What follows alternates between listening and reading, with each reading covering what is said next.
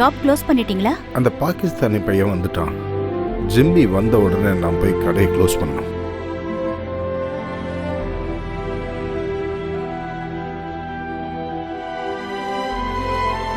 அவங்க எப்போ ரீச் ஆவாங்க? 4 மணி ஆகும்னு நினைக்கிறேன்.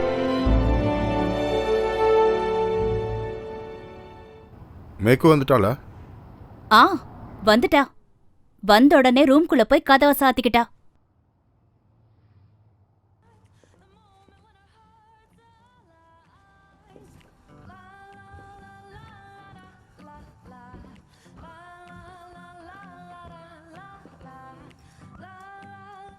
மேக்கு, மேக்கு, மேக்கு, மேக்கு.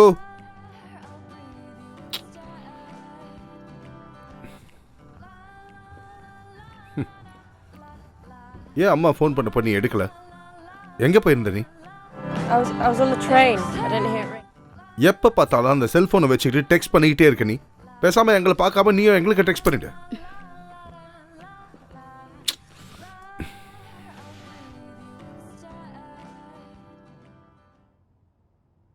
மேக்கோ, உன்கிட்ட நான் பல தடவை சொல்லியிருக்கேன், எங்க போற யார் கூட போறன்றது எங்களுக்கு சொல்லிட்டு போகணும். ஸ்கூலை விட்டு நேரா வீட்டுக்கு வந்து எத்தனை தடவை உன்கிட்ட சொல்லியிருக்கேன் நானு? Daddy, I'm not like 5 years old that you've got to check up on me every 2 seconds. Jesus. ஏய், என்கிட்ட தர்க்கம் பண்ணாத. வளர்ந்துட்டேன்னு கூட பார்க்க மாட்டேன். விட்டு அடிச்சிருவேன் ஜாக்கிரதை. என்ன நினைச்சிட்டு இருக்கேன்னே தெரியல. என்னங்க, வாங்க, ஜிம்மி வந்துட்டார் பாருங்க. நம்ம வீட்ல என்ன பிரச்சனைன்னு எல்லாருக்கும் தெரிஞ்சுட்டு போகுது, வாங்க.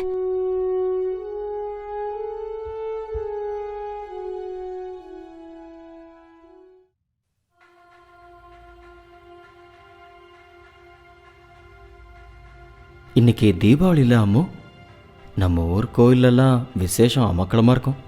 நான் வேஷம் கட்ட ஆரம்பித்ததுலேருந்து இது வரைக்கும் நான் தவறுனதே இல்லை. போன வருஷம் நான் பிரகலாதம் வேஷம் கட்டினேன். என்னோடய ஆட்டத்தை பார்த்துட்டு போகிறதுக்கு முன்னாடி என் குருநாதர் என்னை பார்த்து பெருமையாக சொன்னார், உனக்கு நல்ல எதிர்காலம் இருக்குது, ஆனால் என்ன மாதிரியே வீணாக்கிடாதேன்னார். எதிர்காலமாக நாம் தேர்ந்தெடுக்கிற வழி தான் நம்மளை ஒரு இடத்துக்கு கொண்டு போய் சேர்க்குது. அதுதான் நம்ம எதிர்காலம், அதுதான் உண்மை.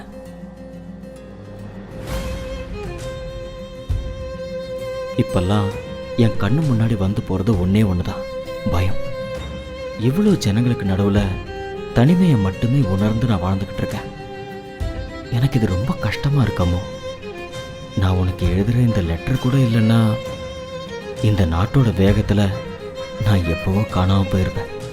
திடீர்னு என்னன்னு தெரியல, ஒரு மாதிரி டல்லாக இருக்கேன். மனசில் ஒரு நிம்மதியே இல்லை. நாளைக்கு லீவு தான், பக்கத்தில் ஒரு கோயில் வரைக்கும் போகணும். மனசுக்கு நிம்மதி தான் ஆண்டவான்னு வேண்டிட்டு வரணும். இனி நடக்கிறதெல்லாம் இந்த லண்டனில் இருக்கிற ஆண்டவனுக்கே வெளிச்சம். எலெக்ஷன் அவங்க நடத்தட்டும்.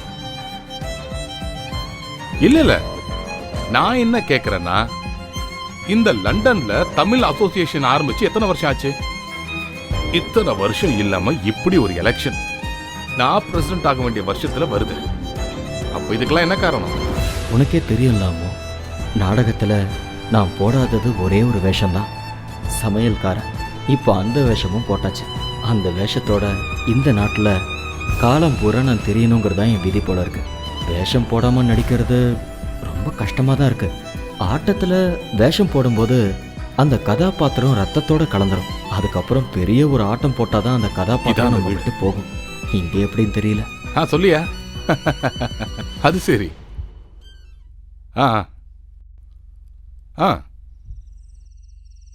House number 215. நீ டெலிவரி முடிச்சிட்டு அங்கேயே நில்லு, நான் வரேன்.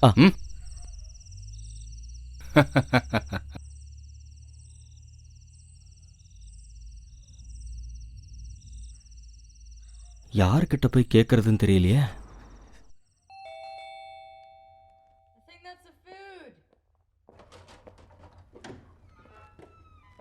Sir, how much? $14.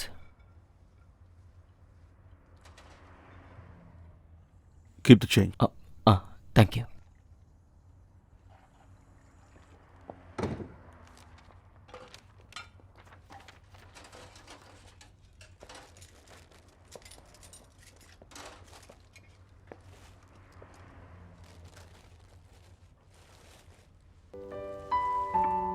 Hi everyone. ஆஹா, நீ இவ்ளோ நேரம் இங்கதான் இருந்தியா? ஸ்கூல் லைஃப்ல எப்படி போயிட்டு இருக்கு? It's alright. அக்கா, இவளுக்கு தமிழ் பேச வராதா? ஊர்ல இருந்து வந்த புதுசுல தமிழ் நல்லா பேசிட்டு இருந்தாளே. அவளுக்கு தமிழ் பேச தெரியாம இல்ல, பேச மாட்டா. இங்க வளர பசங்க எல்லாம் இப்படிதான். எங்க ஆபீஸ்ல கூட இப்படி ஒருத்தர் இருக்கான்.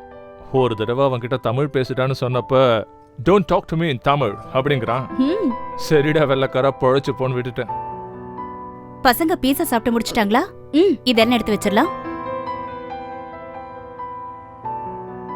யார் என்ன சொன்னாலும் சரி, இந்த ஒரு விஷயத்துல ஈஸ்டர்னை அடிச்சுக்க முடியாது. ஆர்டர் கொடுத்துட்டோம்னா பீஃபை கொண்டு வந்து வீட்லயே டெலிவர் பண்ற இடம் யூரோப்ல வேற எங்க இருக்கு? எனக்கு தமிழர்களை பத்தி ஒரு விஷயம் தான் புரியவே மாட்டேங்குது. சாம்பார் வடை அப்பளம் நீ எதை செஞ்சு கொடுத்தாலும் வெளியே ஹோட்டலுக்கு போனாலும் அதையே தான் சாப்பிடுவாங்க. வேற ஏதாவது சாப்பிடுங்கன்னு சொன்னாலும் உடனே பீஸா இல்லனா சைனீஸ் ஃபுட் ஏதாவது ஆர்டர் பண்ணுவாங்க. கேட்டிங்களா சரிக்காக்கா? நேத்து இவ ரொம்ப கம்பல் பண்ணாலேன்னு ஒரு போர்ச்சுகீஸ் ரெஸ்டாரண்ட்டுக்கு போனோம். சும்மா சொல்லக்கூடாது, செம்ம ஃபுட்டு. நல்லா இருந்ததுல, அததான் நான் சொல்றேன். இந்த நாட்டுக்கு வந்தாச்சு, இங்க பார்க்க வேண்டியதெல்லாம் பார்த்துட்டு ருசிக்க வேண்டியதெல்லாம் ருசிச்சுட்டு சும்மா வீட்ல இருந்தா என்ன பிரயோஜனம் இருக்கு சொல்லுங்க பார்க்கலாம். ம் யாருக்காக நீங்க சம்பாதிச்சுட்டு இருக்கீங்க? பிள்ளைங்களுக்காகவா?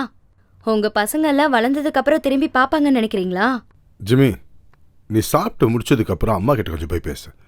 அந்த ஃபியூனரல் போயிட்டு வந்ததுக்கு அப்புறம் பாவம் அவங்க ஒரு மாதிரியாவே இருக்காங்க. இந்த பணியில நீங்க வெளியே போக வேண்டிய அவசியம் என்னமா இருக்கு? என்ன நினச்சி ஏண்டா கவலைப்படுற? 2 நாள் ஆச்சுன்னா எல்லாம் சரியா போயிடும். நீங்க எல்லாரும் எங்க போயிட்டு வர்றீங்க? நாங்க ஸ்காட்லாந்து வரைக்கும் போயிட்டு வந்தோமா. கிளாஸ்கோ, எடின்பரா எல்லா இடத்துக்கும் போயிட்டு வந்தோம். எவ்ளோ அழகான இடங்கள் தெரியுமா? அங்கெல்லாம் அம்மாவை கூட்டிட்டு போகலையா? எங்க அம்மாவை கூட்டிக்கிட்டு ஒரு இடத்துக்கும் போக முடியல. எப்படி முடியும்? வீட்ல இருந்து போன உடனே கஞ்சும் சீரக தண்ணியும் தான் அவங்களுக்கு வேணும். இப்பெல்லாம் ரொம்ப நடக்கிறது கூட அவங்களால முடியல. எனக்கு எதுக்குமா இந்த வயசுல இதெல்லாம் தேவையா? ஜோ கிட்ட என்னை விட்டுட்டு போ, நான் பாத்துக்கிறேன்னு அவன் கேட்க மாட்டான். ஸ்ட்ரெயின் பண்ணி பேசாதீங்கன்னு சொல்லியிருக்கேன்லம்மா.